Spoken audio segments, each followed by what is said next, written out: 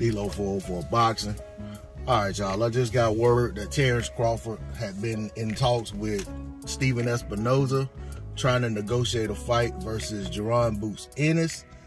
But that was shut down due to Espinoza telling Crawford that he doesn't have the available dates to make the fight anytime soon. So with that being the case, the next move by Bud was to go over to Golden Boy to start talking to them about potentially getting a fight versus Virgil Ortiz, in which Golden Boy is going to try to get made should they be able to work some kind of arrangement out with Terence Crawford. Of course, Alexis Rocha is in position to be the mandatory, and Virgil Ortiz is booked up at the moment because his fight with Stanionis has been rescheduled for late April. So when that happens, we'll have to see how everything shakes out. Virgil is more than likely, if he beats Stanionis, more than likely he's going to have to vacate that WBA regular title to get the shot at Crawford's title, should everything come to fruition and everything plays out as planned. But at the same time, this is all kind of putting the cart before the horse, because Terence Crawford and Golden Boy could very well not work out any type of reaching agreement that is amicable, that they can everybody could feel like they're winning in the situation. You know, nobody's had to give up too much to make it happen. And of course, when you got other parties involved, there's a lot in play. Like I said in my previous video, Oscar is essentially, and he's saying this before the world, not just in private to Crawford, but he's essentially guaranteeing that he can get Crawford the Spence fight, which I don't understand the logic behind that in a sense, because Crawford's already been down this road where Bob Arum pretty much promised him he could get the Spence fight and couldn't deliver, and basically had to, you know, pay a penalty for being unable to get the fight made. So I wonder if Crawford is going to, if he does enter some type of agreement with Golden Boy on to get these fights that Oscar talked about getting scheduled for Crawford, if he is going to have Golden Boy also promise to pay a penalty if they're unable to deliver the Spence fight. I understand Crawford not wanting to go to PBC for a multiple fight deal if he's trying to get the Spence fight. He's feeling like PBC hadn't exactly rolled out the red carpet for him.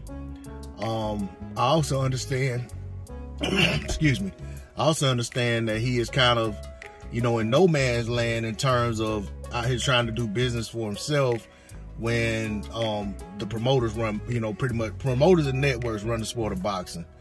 And if they choose to box you out, they'll box you out. You know, there's a lot of people in the sport of boxing that people call bosses and, you know, so forth and so on. I'll give an example of, you know, Devin Haney, who was a lot younger than Crawford, but doing his thing and very respectably, having his own promotional company. But the one thing that people can't dismiss is the fact that Haney has aligned himself with two big promoters back to back in order to get the fights that he wanted to get made. Unfortunately, with the zone, he was able to get good fights, but he wasn't able to get the fights that he actually wanted, the marquee fights, the career-changing fights. But he was able to do so when he aligned himself with Top Rank. So we'll see how all of this plays out, if any of it actually comes to fruition. But I did want to put that tidbit out there that Crawford was trying to make the Boots fight. This didn't come from me. This came from a reliable source who hit me on in my DM and said, you know, and I'll post what he said. I'm not even gonna get into it. I'll post what he said exactly. But you know, all of that is not surprising to me. I've said multiple times that I don't think that Espinoza wants to put Boots in versus certain guys right now, and two of those guys are Crawford and Spence. I don't think, I think there's a lot of talk about those fights, but I don't think those are fights that he actually wants to put on. Even when he was interviewed about the Crawford-Spence fallout, the Ennis fight came up about Ennis and Spence, or Ennis fighting Crawford, or however it went, and he basically said that he thinks there's no doubt in his mind that Ennis would take the fights if they were presented, but he didn't say anything about trying to push for those fights. And Ennis has a network deal with Showtime, so that If that's what you want to hear, a network exec say, if a fighter has a premier deal with them, that they're going to push for the fights for their guy. And that's not what Espinoza said, which to me further solidified my position and my belief that they're not trying to move Ennis in the direction of these guys right now. And they think that from a business standpoint, it'd be better to let them wait and see what happens at the top. If Crawford and Spence move out of the division, or what happens if they're in a position where they can get Ennis a vacant belt. Or, like I've already said before, they're already winning with Ennis having that interim belt because they're going to market Ennis as a champion. And the casuals won't know the difference. They're going to see this guy as a champion. He's holding up a belt. They're calling it a title fight, and the numbers are going to go up. His pay is probably going up now that he has that interim title. So it's a win-win situation for all parties involved on that side. But, you know, I'm not surprised that, you know, the Crawford fight versus Ennis isn't able to happen right now. Somebody advised Team Ennis to go after the IBF interim title, and that's the route they chose, because we all know that Jaron Ennis was sitting at number 2 in the WBO, and Virgil Ortiz sitting at number 1. Virgil Ortiz went after that WBA regular title. That opened up a clear lane for Jaron Boots Ennis to have a title shot at Bud Crawford this year, the first half of this year. But in the IBF, I mean, in all honesty, I do not see a lane for Jaron Ennis to fight Errol Spence Jr. in 2023. It just doesn't seem plausible. If you look at what Errol Spence Jr. has to do, he's supposed to fight Keith Thurman next, regardless of what weight they're fighting at or what the outcome is. His next fight does not appear to be versus Jaron Boots Ennis. If he loses the fight, he probably rematches Keith Thurman. If he beats Keith Thurman, very likely his next fight is going to be versus the winner of Virgil versus Stanionis.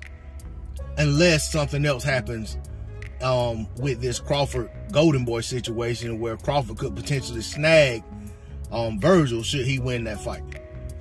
Now, if Stanionis wins the fight, we already know Stanionis is out campaigning hard, saying that, you know, he messed up and he should have pushed for the Spence fight, or should have pushed for the Ugas fight when he was in position to fight Ugas. So now it's hard to believe that Stanionis would once again step out of the way, especially for another mandatory. So it appears to me that the WBA is going to be WBC for Spence, WBA for Spence, and then potentially the IBF if there's not some concessions made, being that there may be some big fight that comes up, you know, potentially a Crawford bout or something of that nature. But I know a lot of people are kind of starting to cool on the Crawford Spence bout, and I'm one of them. So, you know, I can certainly understand that. But I like to see how everything's gonna shake out. You know, with this Crawford situation with Golden Boy, there's a lot of speculation out there. There's a lot of misinformation out there. I'm seeing a lot of posts that Crawford has signed with Golden Boy promotional company, but then at the same time, I'm seeing and hearing what Oscar has said, and it's that they would like to sign some kind of agreement with Terence Crawford. Not that they have, but we'll see. But that's all I got on it. D-Lo 404 Boxing. As the welterweight world turns. Catch y'all on the next one. Peace.